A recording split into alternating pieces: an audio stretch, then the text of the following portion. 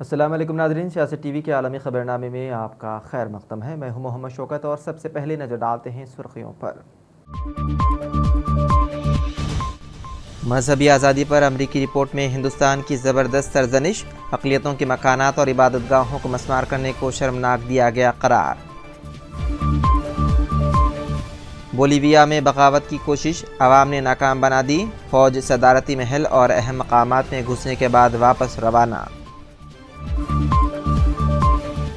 اسرائیل نے ترک صدر رجب طیب اردغان کو جنگی مجرم دے دیا قرار۔ اسرائیل اور حزب اللہ کے درمیان کشیدگی میں لبنان سے اظہار یکجہتی کو بنایا گیا ہے بہانہ۔ نیدرلینڈ کے وزیر اعظم نیٹو کے نئے سیکرٹری جنرل منتخب، روسی صدر پوتن کے ہیں سب سے بڑے ناقد۔ اور کینیا میں اضافی ٹیکسوں کے خلاف عوامی احتجاج رنگ لے آیا، صدر کا فائنانس بل پر دستخط سے انکار۔ تو ناظرین، یہ تھی سرخیاں، بڑھتے ہیں خبروں کی تفصیل کی جانب۔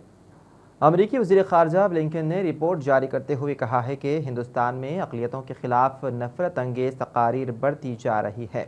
رپورٹ کے مطابق اقلیتوں کے مکانات اور ان کی عبادت گاہوں کو مسمار کرنے کے واقعات میں ابھی اضافہ دیکھا گیا ہے۔ پیش ہے یہ خاص رپورٹ۔ امریکی وزیر خارجہ نے رپورٹ جاری کرتے ہوئے کہا کہ ہندوستان میں اقلیتوں کے خلاف نفرت انگیز تقاریر بڑھتی جا رہی ہیں۔ رپورٹ کے مطابق اقلیتوں کے مکانات اور ان کی عبادات گاہوں کو مسمار کرنے کے واقعات میں بھی اضافہ دیکھا گیا ہے۔ امریکہ نے مذہبی آزادی سے متعلق شائع ہونے والی ایک رپورٹ میں اپنے قریبی اتحادی یعنی کہ ہندوستان پر تنقید کی اور کہا ہندوستان میں اقلیتوں کے خلاف تعصب پر مبنی اقدامات میں اضافہ ہوا ہے۔ مذہبی آزادی پر نظر رکھنے والے امریکہ کے متعدد ادارے گزشتہ کئی سالوں سے مسلسل ہندوستان کو اس فہرست میں شامل کرنے کا مطالبہ کرتے رہے تھے، تاہم امریکی انتظامیہ اس سے گریز کرتی رہی، لیکن بالآخر اس بار واشنگٹن نے اپنی رپورٹ میں ہندوستان پر تنقید کر دی۔ امریکی وزارت خارجہ نے بین الاقوامی مذہبی آزادی سے متعلق اپنی رپورٹ میں کہا گزشتہ سال پورے سال کے دوران سینئر امریکی حکام اپنے ہندوستانی ہم منصبوں کے ساتھ مذہبی آزادی کے مسئلے پر تشویش کا اظہار کرتے رہے۔ انہوں نے مذہبی آزادی سے متعلق سالانہ رپورٹ جاری کی اور کہا ہم ہندوستان میں تبدیلی مذہب کے خلاف قوانین، اقلیتوں کے خلاف نفرت انگیز تقاریر، ان کے گھر اور اقلیتی مذہبی برادریوں کی عبادت گاہوں کی مسمار کرنے کے واقعات میں تشویشناک اضافہ دیکھتے رہے ہیں۔ بلنکن نے کہا بین الاقوامی مذہبی آزادی سے متعلق امریکی سفیر رشاد حسین نے اس حوالے سے ہندوستانی پولیس کی کارروائیوں پر شدید تنقید کی۔ انہوں نے کہا ہندوستان میں مسیحی برادریوں نے اطلاع دی ہے کہ مقامی پولیس نے ایسے ہجوم کو پکڑنے کے بجائے ان کی باضابطہ مدد کی جو تبدیلی مذہب کے الزام کے تحت ان کی عبادت میں خلل ڈالنے پہنچی، یا پھر جب ہجوم نے ان پر حملہ کیا تو حملہ آوروں کو گرفتار کرنے کے بجائے متاثرین کو ہی تبدیلی مذہب کے الزام میں گرفتار کر لیا گیا۔ سیاسی تجزیہ نگاروں نے کہا حالیہ برسوں میں امریکہ کی جانب سے ہندوستان پر اس طرح کی تنقید شاذ و نادر بات ہے، کیونکہ چین کا مقابلہ کرنے کے لیے نئی دہلی کے ساتھ واشنگٹن کے قریبی اقتصادی تعلقات بڑھ رہے ہیں۔ امریکی رپورٹ میں اقلیتوں کے ساتھ ہونے والے ایسے درجنوں واقعات کا حوالہ دیا گیا۔ ان میں سے ایک واقعہ بھی درج ہے جس میں محکمہ ریلوے سے وابستہ ایک سیکیورٹی اہلکار نے ممبئی کے قریب ٹرین میں 3 بے گناہ مسلم مسافرین کو گولی مار کر ہلاک کر دیا تھا، جس معاملے کی تحقیقات اب بھی جاری ہے اور مشتبہ شخص جیل میں ہے۔ رپورٹ میں مسلمانوں کے خلاف حملوں کی متعدد مثالیں پیش کی گئی ہیں کہ مسلمان مردوں پر اس الزام کے تحت بھی جان لیوا حملے کیے گئے کہ وہ گائے کے گوشت کی تجارت کرنے یا ذبح کرنے کی کوشش کر رہے تھے۔ واشنگٹن میں ہندوستانی سفارت خانے نے اس رپورٹ کے حوالے سے فوری طور پر کوئی تبصرہ نہیں کیا ہے۔ بیورو رپورٹ، سیاست ٹی وی۔ لاطینی امریکی ملک بولیویا میں فوج نے صدارتی محل سمیت متعدد سرکاری عمارتوں پر دھاوا بول دیا۔ دارالحکومت میں سینٹرل اسکوائر پر بھی قبضہ کر لیا۔ بعد بولیوین صدر کی جانب سے عوام سے ممکنہ فوجی بغاوت کو ناکام بنانے کے لیے گھروں سے نکلنے اور عالمی حمایت کی اپیل کی بعد فوجی صدارتی محل سمیت دیگر سرکاری عمارتوں اور دارالحکومت کے سینٹرل اسکوائر سے واپس روانہ ہونا شروع ہو گئی۔ رپورٹس کے مطابق بولیویا کے صدر نے شہریوں پر زور دیا کہ وہ بظاہر ہونے والی کسی بغاوت کے خلاف سڑکوں پر نکل آئے۔ انہوں نے کہا کہ بولیویا کے عوام کو اس بغاوت کے خلاف اور جمہوریت کے حق میں خود کو متحرک اور منظم کرنے کی ضرورت ہے۔ اسرائیلی فوج نے غزہ کے متعدد علاقوں پر گولہ باری کی ہے، جبکہ رہائشیوں کے مطابق کل رات گئے جنوبی علاقے رافع میں رات بھر شدید لڑائی جاری رہی۔ رہائشیوں کا کہنا ہے کہ رافع کے مغرب میں واقع علاقے میں جاری لڑائی شدت اختیار کر گئی ہے، جہاں شدید جھڑپوں کے درمیان اسرائیل ٹینک زبردستی شمال کی طرف بڑھنے کی کوشش کر رہے ہیں۔ حماس اور اسلامک جہاد کے مسلح ونگ نے کہا ہے کہ جنگجوؤں نے اسرائیلی فورسز پر ٹینک شکن راکٹ اور مارٹر بموں سے حملہ کیا ہے۔ اسرائیل اور حزب اللہ کے درمیان کشیدگی میں لبنان سے اظہار یکجہتی کرنے پر اسرائیل نے ترک صدر رجب طیب اردغان کو جنگی مجرم قرار دے دیا۔ ترک صدر طیب اردغان نے اسرائیل کے حوالے سے جاری بیان میں کہا تھا کہ غزہ کو جلانے والے اسرائیل کی نظریں اب لبنان پر ہے۔ اسرائیل کا حزب اللہ سے تنازعہ بڑھانا بڑی تباہی کا سبب بنے گا۔ اس کے بعد اب اسرائیلی وزارت خارجہ کی جانب سے ترک صدر طیب اردغان کو جنگی مجرم قرار دیا گیا ہے، جبکہ اسرائیلی وزیر خارجہ کے بیان پر ترک وزارت خارجہ نے مذمت کا اظہار کیا۔ پاکستان نے رواں ہفتے قطر میں افغانستان پر ہونے والے مذاکرات میں شرکت کا فیصلہ کر لیا۔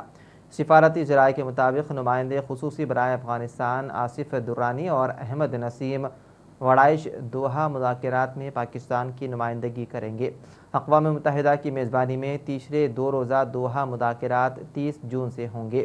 رواں برس تیسرے دوحہ مذاکرات میں افغان عبوری حکومت باقاعدہ شرکت کرے گی۔ پہلی مرتبہ دنیا بھر کے افغانستان پر خصوصی نمائندے دوحہ مذاکرات میں افغان طالبان کے سامنے بیٹھیں گے۔ وکی لیکس کے بانی جولین اسانج کی اہلیہ سٹیٹلا نے کہا ہے کہ ان کے شوہر کو 5 سال سے زائد عرصے تک لندن کی ایک جیل میں رہنے کے بعد صحتیاب ہونے کے لیے پرائیویسی اور وقت کی ضرورت ہے۔ اسانج آسٹریلوی دارالحکومت میں اپنی آمد کے فوراً بعد ایک نیوز کانفرنس کرنا چاہتے تھے، تاہم ان کی اہلیہ نے کہا ہے کہ آپ کو سمجھنا ہوگا، انہیں وقت کی ضرورت ہے، انہیں صحتیاب ہونے کی ضرورت ہے۔ میں آپ سے درخواست کرتی ہوں کہ براہ کرم ہمیں وقت دیں، ہمیں پرائیویسی دیں تاکہ وہ اپنے وقت کے حساب سے آپ کے ساتھ بات کر سکیں۔ روسی صدر ولادیمیر پوتن کے ناقد نیدرلینڈ کے وزیر اعظم نیٹو کے نئے سیکریٹری جنرل منتخب ہو گئے۔ نیدرلینڈ کے وزیر اعظم مارک روٹ 1 اکتوبر کو نیٹو کے سیکریٹری جنرل کا عہدہ سنبھالیں گے۔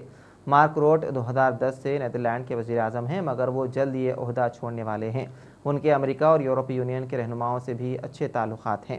57 سالہ مارک روٹ نے نیٹو کے سیکریٹری جنرل منتخب ہونے پر ایکس یعنی کہ ٹویٹر پر ایک پوسٹ میں کہا ہے کہ نیٹو کا سیکریٹری جنرل منتخب ہونا بہت بڑا اعزاز ہے۔ دنیا کی بلند ترین چوٹی ماؤنٹ ایورسٹ بھی ماحولیاتی تبدیلیوں کے اثرات کی زد میں ہے، جس کے نتیجے میں برف کی تہ کم ہو گئی ہے، لیکن اس کے ساتھ ہی یہاں دبی کوہ پیماؤں کی نعشیں بھی دکھنے لگی ہیں۔ پیش ہے یہ خاص رپورٹ۔ دنیا کی بلند ترین چوٹی ماؤنٹ ایورسٹ بھی ماحولیاتی تبدیلیوں کی اثرات کی زد میں ہے، جس کے نتیجے میں برف کی تہ کم ہو گئی ہے، لیکن اس کے ساتھ ہی یہاں دبی کوہ پیماؤں کی لاشیں بھی دکھنے لگی ہیں۔ رواں سال چند کوہ پیماؤں کا عزم ماؤنٹ ایورسٹ کو سر کرنے کے بجائے اس کی صفائی اور یہاں دفن لاشوں کو واپس لانا تھا۔ نیپال کی فوج میں تعینات میجر آدتیہ کرکی ماؤنٹ ایورسٹ کی صفائی کی اس مہم کی قیادت کر رہے ہیں اور ان کی ٹیم میں 12 فوجی اہلکاروں کے علاوہ 18 کوہ پیما شامل ہیں۔ ماؤنٹ ایورسٹ کے ساتھ جڑے ہمالیہ کے لوتسے اور نوپسے پہاڑ بھی نیپالی ٹیم کے مشن کا حصہ ہے۔ یہ مشن اب تک 5 لاشیں نکالنے میں کامیاب رہا، جو یقیناً مشکل اور خطرناک کام ہے۔ دبی ہوئی لاشوں کو نکالنے کے لیے ٹیم کو برف ہٹانے میں کئی گھنٹے لگ گئے، پگھلانے کے لیے گرم پانی کا بھی استعمال کرنا پڑا۔ برف سے ڈھکی ہوئی ایک لاش کو نکالنے میں کوہ پیماؤں کو 11 گھنٹے لگ گئے۔ میجر نے بتایا کہ زمین کا درجہ حرارت بڑھنے کے نتیجے میں ماؤنٹ ایورسٹ پر برف کی تہ کم ہوئی ہے اور کئی سالوں سے برف میں دبی لاشیں اور کچرا اب نظر آنا شروع ہو گیا ہے۔ اس مہم جوئی میں شامل کوہ پیما شیرنگ نے کہا، یہ انتہائی مشکل مشن ہے۔ لاشوں کو نکالنا ایک علیحدہ چیلنج ہے اور انہیں نیچے اتارنا ایک اور مرحلہ ہے۔ انہوں نے بتایا کہ کچھ لاشیں اب بھی تقریباً اسی حالت میں دکھائی دی جیسا کہ موت کے وقت تھیں، پوری لباس میں ملبوس اور تمام آلات ان کے ساتھ ہیں۔ اتنی بلندی سے لاشوں کو واپس لانا مشکل ہی نہیں بلکہ مہنگا مشن ہے، جس میں $1000 خرچ ہوتے ہیں اور ایک لاش کو لانے کے لیے 8 ریسکیو اہلکاروں کی ضرورت ہوتی ہے۔ सन 1920 سے माउंट एवरेस्ट को सर करने की मुहिम के आगाज के बाद से 300 अफराद ने इस पहाड़ की चोटी तक पहुंचने की कोशिश की, जिनमें जान की बाजी हारने वाले 8 कोह पैमा रवां सीजन में ही हलाक हुए। ताहम दुनिया के बुलंद तरीन इस पहाड़ पर बहुत सी लाशें अब भी दबी हुई हैं और कुछ कहीं गहराई में गिरकर हमेशा के लिए लापता हो गई हैं, जबकि कुछ के निशानात वाज़ेह हैं। उन्होंने कहा, मुहिम जोई के दौरान किसी कोह पैमा की लाश रास्ते में दिखाई देने से भी मनफी असरात मुरतब हो जाते हैं। अक्सर लाशें डेथ जोन में दबी हुई हैं, जहां हवा ऑक्सीजन का तनासब कमी हो जाने से कोह पैमाओं के बीमार हो जाने का खतरा बढ़ जाता है। मेजर ने रेस्क्यू मिशन की अहमियत पर जोर दिया और कहा, इन लाशों को वापस लाने की हर मुमकिन कोशिश की ज़रूरत है। अगर हमने उन्हें छोड़ना शुरू कर दिया तो फिर हमारे पहाड़ कब्रिस्तानों में तब्दील हो जाएंगे। इन लाशों को एक बैग में लपेटकर प्लास्टिक के फट्टे पर डालकर घसीटा जाता है। दुनिया के बुलंद पहाड़ों की सफाई के इस मिशन का बजट तकरीबन $6,000 है, जिसमें 171 नेपाली गाइड्स और पोर्टर्स की खिदमत हासिल की गई, जो 11 टन कचरा वापस लाने में मदद फ्राहम कर रहे हैं। इन पहाड़ों को सर करने की मुहिम जोई के दौरान कोह पैमा अपने खैमे, आलात, गैस के खाली सिलेंडर्स और इंसानी फजला भी वहीं छोड़ आते हैं। ब्यूरो रिपोर्ट, सियासत टीवी। कीनिया में इजाफी टैक्सों के खिलाफ अवामी एहतजाज के सामने घुटने टेकते हुए सदर विलियम ने फाइनेंस बिल पर दस्तखत नहीं किए। गुज़िश्ता रोज़ फाइनेंस बिल में इजाफी टैक्सों के खिलाफ एहतजाज करने वाला मुजाहिरीन ने पार्लियामेंट की इमारत में दाखिले की कोशिश की थी और पुलिस से झड़पों में कम अज़ कम 23 अफराद हलाक और दर्जनों ज़ख्मी हो गए थे।